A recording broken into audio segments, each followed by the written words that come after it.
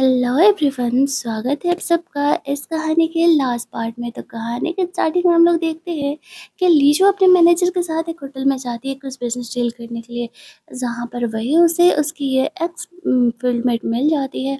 और वो यहाँ पर जानबूझ करके लीजो को बुली करने का कोशिश करती है। वॉशरूम में दोनों की लड़ाई हो रही थी, जिस चक्कर में यहाँ पर लीजो के सर में चोट लग जाता है और वो वहीं पर बेहोश हो जाती है। वो लड़की उसे इसी तरीके से छोड़ कर के वहाँ से उसके कुछ फ़ोटोज़ क्लिक करके फरार हो जाती है। उसकी मैनेजर लीजू को ढूँढती है, वो इस कंडीशन में उससे मिलती है, तो वो काफ़ी ज़्यादा परेशान हो जाती है। वो जल्दी-जल्दी ज़ेंग को कॉल करती है। ज़ेंग यहाँ पर आ जाता है लीजू का हेल्प करने के लिए। वो लोग हॉस्पिटल उसे लेकर के जाते हैं। वो अपने सेक्रेटरी को कहता है, पता लगाओ ये किसने किया है। तभी यहाँ पे लीजू को ये फ़ोटोज़ इंटरनेट पर वायरल होने लगते हैं, तो वो समझ जाता है कि ये कौन कर सकता है। दूसरी साइड लीजो को हॉस्पिटल में होश आता है, तो वो ठीक थी। यहाँ पर उसकी मैनेजर उसका ख़्याल रख रही थी, वो कुछ दवाओं को लेने के लिए जाती है, तभी वहाँ पर सेन उससे मिलने के लिए आता है। अब सेन को यहाँ पर देख कर के वो थोड़ा-सा रिलैक्स भी फ़ील करती है। वो उससे कहता है, मुझे अभी-अभी पता चला कि तुम्हें चोट लगा था, तुम ठीक तो हो ना? एक्चुअल में ये बंदा यहाँ पर लीजो को पसंद करने लगा था। यहाँ पर लीजो को उल्टियाँ हो रही थी, तो उसे लगता है कि कहीं वो प्रेग्नेंट तो नहीं है, लेकिन लीजो इस बात को नकार दे रही है, क्योंकि वहाँ पर कमरे में ज़ेंग भी आया हुआ था। अब ज़ेंग और सेन के बीच में यहाँ पर अलग ही कोल्ड वॉर चल रहा होता है। वो जानता था कि सेन कहीं न कहीं लीजो को पसंद करता है, इसी वजह से वो उसे दूर रखना चाहता था। लेकिन उल्टे लीजो ही यहाँ पर ज़ेंग पर गुस्सा करती है और उसे वहाँ से जाने के लिए कहती है। वो वहाँ से ऑफिस निकलता है, जहाँ पर उन लोगों ने उसके इस एविल दोस्त को पकड़ा था और यहाँ पर रिंग उसे सबक सिखाते हुए जेल भेज देता है, ये कहते हुए कि उसने लीजो को एक तो इमेज ख़राब किया और दूसरा उसने उसे हर्ट किया है और इसके पास इस चीज़ का पूरा प्रूफ है। लड़की यहाँ पर रिंग को काफ़ी रिक्वेस्ट करती है, लेकिन कोई भी फ़ायदा नहीं होने वाला था। हॉस्पिटल से रिलीज़ होने के बाद सेन यहाँ पर लीजू को घर छोड़ने के लिए जाता है। उसकी मम्मी यहाँ पर सेन को देख कर के खुशी हो रही थी, क्योंकि उसकी बेटी के पीछे 2-2 रिच लड़के पड़े हुए हैं।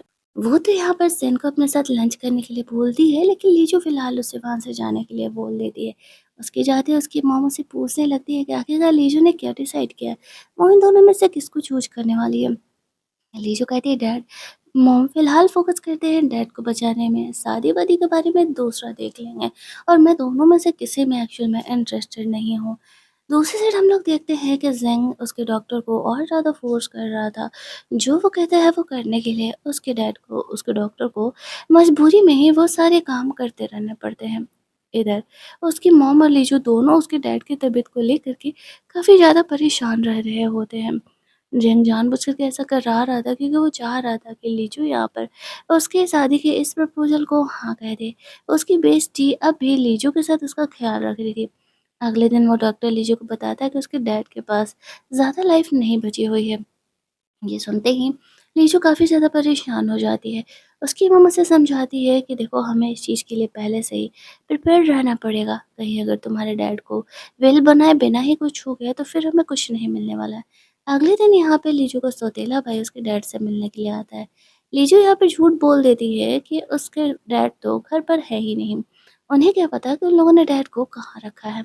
अब लीजू ये सोचने लगती है कि आखिरकार किसने इस सीक्रेट को बाहर रिवील कर दिया। उसका बेशरम भाई वहाँ से जाने के इरादे में नहीं था। लीजू जैसे-तैसे करके अपने भाई को वहाँ से भेजती है। फिर वो जाती है यहाँ पर जेंग से मिलने के लिए। वो उससे कहती है कि तुम्ही ने ये बात रिलीज़ किया ना? जेंग कहता है, तुम मुझे इतना गिरा हुआ समझती हो? तुम्हारे डैड के बारे में ये सीक्रेट रिवील करके भला मुझे क्या मिलने वाला है?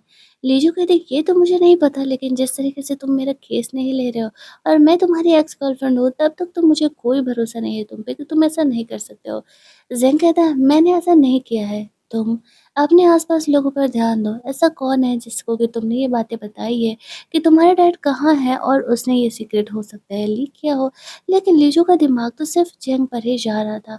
वही उसका फ़िलहाल का सबसे बड़ा एनिमी है, जो कि ऐसा कर सकता है। उसका उसकी बेइज़्ज़ती पर तो ध्यान गया ही नहीं था। हाँ, उसकी बेइज़्ज़ती ही इस कहानी की एक्चुअल में मेन विलेन है।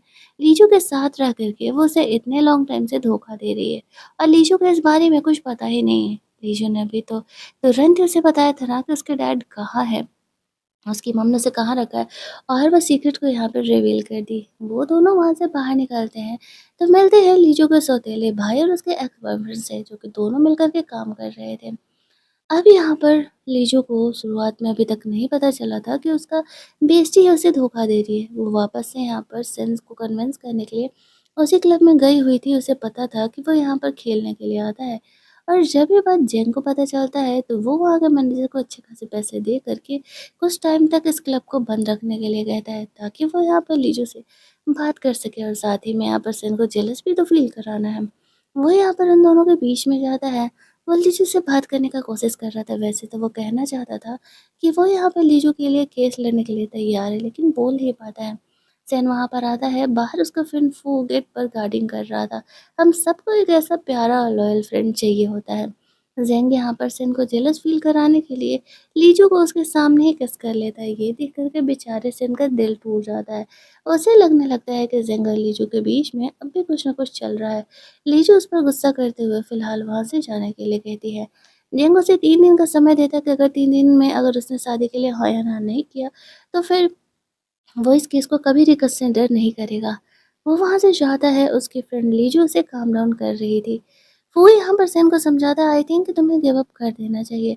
उन दोनों के बीच आने का कोई फ़ायदा नहीं है। अब यहाँ पे लीजू अपने फ्रेंड के साथ ड्रिंक करने के लिए चली जाती है। फिर अपने घर लौटती है तो वहाँ पर उसके डैड की तबीयत सच में ख़राब होने लगी थी, और ऊपर से लीजू के बारे में काफ़ी फेक चीज़ें इंटरनेट पर आ रही थी कि लीजू प्रेग्नेंट है। अब वो एक हीरोइन है, ऐसी बातें उसकी इमेज को ख़राब कर सकती है।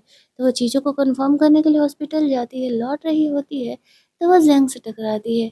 जेंग यहाँ पर उस पर गुस्सा कर रहा था, तुम प्रेग्नेंट हो, तुमने मुझे ये बात बताया नहीं। लीजू उससे पहले कुछ कह पाती, वो कुछ सुनने के लिए तैयार ही नहीं था। वो कहते हैं, बस बहुत हुआ, अब तुम चलोगे मुझसे शादी करने के लिए। मैं इस तरीके से अपने बच्चे को एक बिना नाम का नहीं रहने दे सकता हूँ। लीजो उसे कह रही होती है, अरे पूरा बात तो सुन लो। तब तक उसका सेक्रेटरी आता है और कहता है कि लीजो प्रेग्नेंट नहीं है, मैंने चेक करा लिया।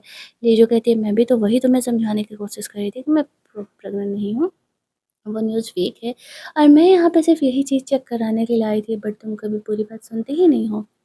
दूसरी साइड हम लोग देखते हैं कि लीजू अब घर पर जाती है। अब फाइनल यहाँ पर जो भी होने वाला था, हाँ, वो जिंग से बात कर रही होती है। जिंग उसे ऑफ़र करता है कि देखो बहुत अच्छा ऑफ़र मिलने वाला है। सच में तुम्हें 1 साल का 500 मिलियन मिलेगा, और इसमें कोई लॉस भी नहीं है। सिर्फ़ तुम्हें मेरी बीवी ही तो बन के रहनी है, क्या प्रॉब्लम है? लीजू फिर भी उसके प्रपोज़ल को रिजेक्ट कर रही थी। अब जिंग सोचने लगता है उसे कितने पैसे चाहिए? इतने सारे पैसे तो वो ऑफ़र कर रहा है। फ्लैशबैक में हम लोग देखते हैं कि एक्चुअल में ज़ेंग ने जानबूझकर के लीजू से ब्रेकअप नहीं किया था। उसके डैड ने उसे समझाया था कि सोचो अभी तुम कुछ नहीं हो। मेरी बेटी को तुम कैसे प्रोटेक्ट करोगे? तुम गरीब ही रह जाओगे तो। अगर तुम बहुत रिच होते तो मैं लीजू के साथ तुम्हारे रिलेशन को कभी नहीं ना कहता। लेकिन पहले उस लायक कुछ बन के आओ, मेरी बेटी के लायक बन के आओ, तब आना मुझसे बात करने के लिए। इसी वजह से दोनों का ब्रेकअप हुआ था। ज़ेंग वहाँ से बाहर जाता है तो ज़ेंग का फ्रेंड फू लीजू को बात करने के लिए आता है। वो उसे बताता है कि ज़ेंग ने इसी वजह से उससे ब्रेकअप किया था। वो लीजू से बहुत प्यार करता था और इसके बाद उसने कभी कोई गर्लफ्रेंड नहीं बनाई। साथ ही में उससे धोखा देने वाली कोई और नहीं, उसकी बेस्टी जी ही है। अब फू की इन बातों का लीजू पर कोई भरोसा ही नहीं हो रहा था, क्योंकि दोनों बेबुनियाद थी। ज़ेंग को तो वो अब तक बुरा ही समझ रही होती है। वो उसे कुछ प्रूफ़ सिखाता है, जिससे कि लीजू को ये बात तो ट्रस्ट हो जाता है कि जिंग उससे सच में बहुत प्यार करता था और उसने जानबूझकर के उससे ब्रेकअप नहीं किया। और दूसरा ये भी कि उसकी बेस्टी ही धोखेबाज है। वो डैड वाला बात सबसे बड़ा प्रूफ़ था। अभी कुछ घंटे पहले उससे अपनी बेस्टी को इस बारे में बताया था। तुरंत ही ये सीक्रेट रिवील हो गया। अब लीजू गुस्से में अपनी बेस्टी जी से बात करने के लिए जाती है, जहाँ पर उसे पता चलता है कि उसके सौतेले भाई ने जी को बहुत अच्छी कार गिफ्ट की है। यहाँ पर सीक्रेट रिवील हो जाता है, एक्चुअल में ज़ी लीजू से जेलस रहती थी। वो हमेशा ही उससे आगे रही है, चाहे लव लाइफ हो या फिर करियर। यहाँ पर वो उसे कहती है, मुझे तुम्हारा शैडो बन के नहीं रहना है, इसी वजह से मैंने तुम्हारे भाई को चूज़ किया। उसने मुझे अपनी कंपनी का बहुत अच्छे खासे पर्सन शेयर्स ऑफर किए हैं, तुम्हारे डैड को हरा करके वो नया विल बनवाने के लिए। अब लीजो वहाँ पर कहती है, आज से मेरी तुम्हारी दोस्ती ख़त्म। फिर वो जंग के साथ जाकर के शादी करने के लिए तैयार हो जाती है, क्योंकि वो नोटिस करती है, एक तो जंग उससे बहुत प्यार करता है, बात सच है, और दूसरा कि जंग ने अब तक जितने भी उसकी लाइफ में प्रॉब्लम आए हैं वो उन्हें सॉर्ट आउट करते हुए आया है। तो 2 साल देना कोई बुरा नहीं लग रहा उसे। तो यहाँ पर जंग को ट्राई भी कर सकती थी। फाइनली यहाँ पर दोनों शादी का सर्टिफिकेट लेकर के घर लौटते हैं। ज़ेंग तो कुछ ज़्यादा ही खुश था। वो यहाँ पे लीजू से वो शादी का सर्टिफिकेट लेकर के रख लेते हैं। अगली सुबह ऑफिस में यहाँ पर वो लोग लीजू के सौतेले भाई से मिलते हैं। वो ओवर कॉन्फिडेंट था कि ये शेयर होल्डर्स का मीटिंग तो वही जीतने वाला है। लेकिन उसका शकल तब बन जाता है जब वो ये देखता है कि लीजू के डैड अब ठीक हो चुके हैं और वो यहाँ पर ऑफिस में आ गए हैं। आते ही वो सबसे पहले अनाउंस करते हैं कि कंपनी के सारे शेयर्स और कंपनी की सारी जिम्मेदारी वो लीजू को सौंपते हैं। यहाँ पर उसका भाई इस चीज़ के खिलाफ था तो वो कहते हैं, इतने दिनों से मैं वही तो देख रहा हूँ, कोई ऐसा नहीं है जो कि कंपनी संभाल सके। हमारी बेटी लीजू सबसे ज़्यादा कैपेबल है। अब तक जो भी हरकतें लीजू के सौतेले भाई ने किया था, उस वजह से उसे जेल जाना पड़ता है। और साथ ही में यहाँ पर लीजू और ज़ेंग दोनों एक हो जाते हैं। उसके फादर को अब इन दोनों के रिलेशनशिप से कोई प्रॉब्लम नहीं था। दोनों हैप्पीली एवर आफ्टर रहने लगते हैं और फिर ये ड्रामा हमारा यहाँ पर कंप्लीट होता है। अच्छा, आपको क्या लगता है? सच-सच बताना, अगर आपको कोई एक्स बॉयफ्रेंड या गर्लफ्रेंड आपकी लाइफ में वापस आती है और कहती है कि उसे रिलेशनशिप में आना है, तो क्या आप उसे दोबारा मौका दोगे? हाँ या ना? कमेंट में अपने थॉट मेंशन ज़रूर करना। कहानी अच्छी लगी तो वीडियो को लाइक शेयर करना। चलो अब मिलते हैं हम लोग एक नई कहानी के हिंदी एक्सप्लेनेशन में।